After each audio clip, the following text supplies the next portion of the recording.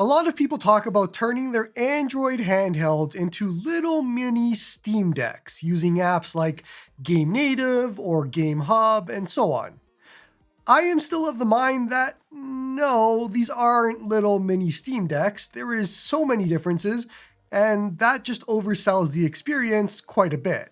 And it also makes people buy devices that are overpromised for features. But how about having a little mini Steam Deck experience instead? So, not overselling performance or features, but transforming your Android handheld into a SteamOS-like device running Linux. Oh, and all of this without ruining the Android side of things. Armada is a project created by Virtudude that lets you install SteamOS on ARM handhelds using Steam, Fex, and CachyOS, which lets you essentially finally have that little mini Steam Deck operating system-like experience, all booting from your SD card. Nothing is being oversold here. The main advantages and reasons you would use this right now is for PC games. All those indies and everything that you'd want to use Game Native or GameHub for, do it on this side instead. But also with it being ARM, you can install ARM versions of emulators through their Linux builds if they have them. So you can actually dive deep into emulation if you wanted to and get a better experience than the Android side. Now, if you're curious what the difference is between this and something like Rocknix, Armada is modeled after SteamOS, so it boots into Steam and GameScope directly, whereas Rocknix boots into Emulation Station and then it runs Steam as an added app. It depends on what your entire goal is, but I find Armada to be easier to understand if you're coming from something like a Steam Deck or using Bazite previously. Let's talk about how to actually do this. First, the actual supported and tested devices are the iNeo Pocket Evo, Odin 2, Odin 2 Mini, Odin 2 Portal, AYN Thor, Odin 3, and Retroid Pocket 6. For today's video, I'm actually going to be using my AYN Odin 3, since it makes the most sense to run a SteamOS type Linux distribution. Now you are also going to need an SD card, and if you want to actually have a good time doing this, it needs to be an A2 speed SD card. This will give you the best results, and I'm personally using a SanDisk Extreme 1TB A2, but the size really depends on how many games you want to play. Let's go ahead and download Balena Etcher off of the Balena website. This is a program that lets us flash the Armada image to our SD card. Just choose Download Etcher, and then the option for your operating system. Then install it and open it. Then on the Armada GitHub, under Releases, grab the latest release, which is linked in the actual release notes. It's going to download that image for us, and it is pretty big, so just keep that in mind. Head back to Balena and choose Flash from File, and then choose that Armada image that we just downloaded. Then, for Select Target, choose your SD card. Then choose Flash, and make sure you click Yes, and wait for it to finish. Once it's done, insert the SD card into your device. It can be on, that's fine, doesn't have to be off. Then open a file manager. Go into the SD card labeled Armada, and you want to copy the Rocknix_ABL folder to the root of your internal storage.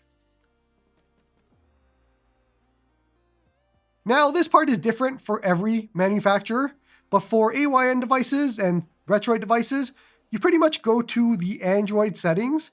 Then you want to go to Odin or Thor or Retroid settings, scroll to the bottom and select Run Script as Root.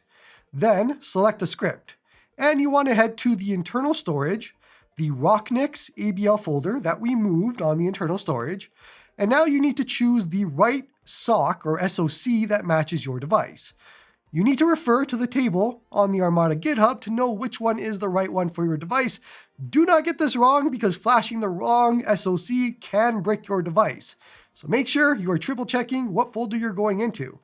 Then you want to select the backup_ABL sh file and choose Run.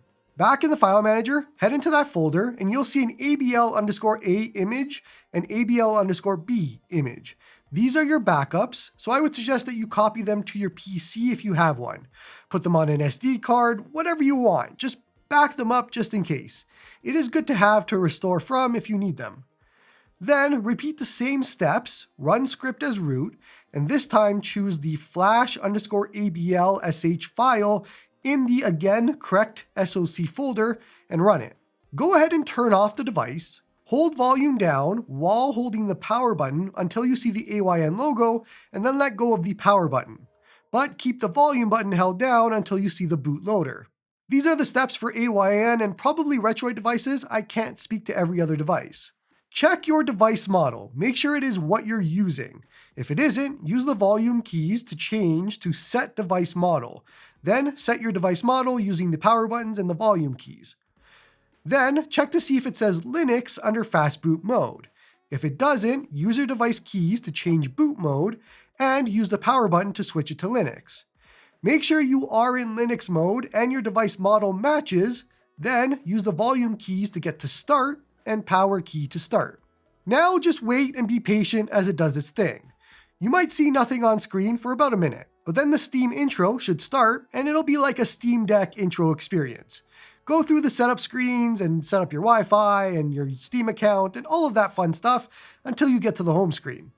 Be patient during all of that. It might just go black screen for a little bit, but it will come back. The home button on your device opens the Steam menu on the left, and the back button opens the quick access menu on the right. If you scroll down in the quick access menu, you can get to Decky, and then you're going to see Armada control. You can set the game resolutions and the effects preset. I did change this to 720p for better frame rates. You can also play around with the power profile, the fan curve, and underclocks. I lowered mine for the Odin 3 because the fan is atrocious. And lastly, you can adjust your controller settings. There is over-the-air updates, so to update to newer builds of Armada, just open Steam on the left, and then System, and then under Updates, just Software Updates. That's a huge feature, so you don't need to reflash any builds. Lastly, there is no true suspend as of right now. It is a fake suspend. It blanks the screen and it freezes the session, and the same press wakes it up. Because the device does not truly sleep, idle battery drain is higher than it would be with real suspend.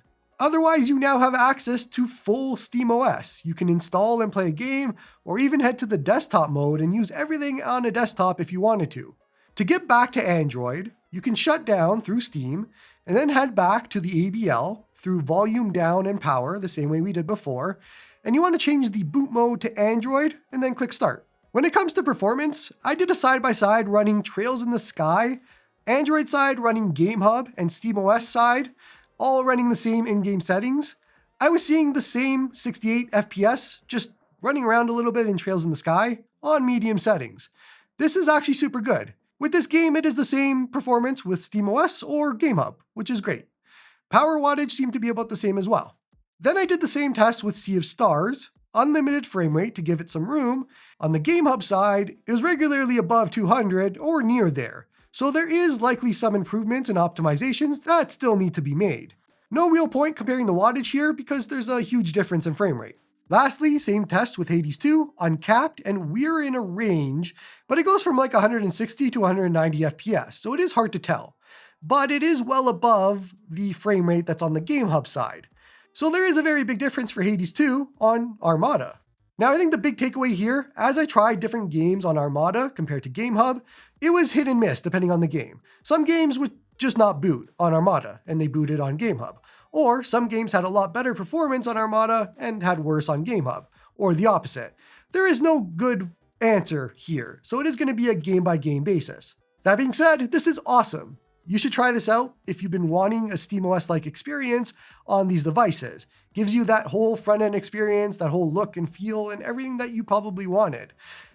This should get a lot more optimizations as we go along. I know Virtue Dude is working hard on it, so expect to see a lot of updates, especially with optimizations, since that's the next thing that's on his list. Don't forget to like and sub to help the channel grow. Come join me on the Discord to talk all about retro gaming, and hope you all have a good one.